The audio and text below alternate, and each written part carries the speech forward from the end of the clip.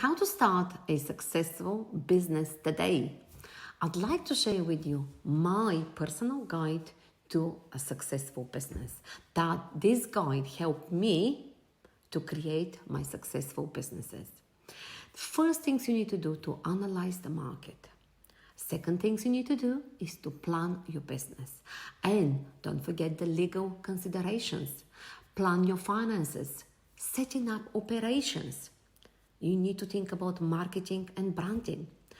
To think about the startup, how you're going to start and how you're going to grow the business. To develop a detailed action plan.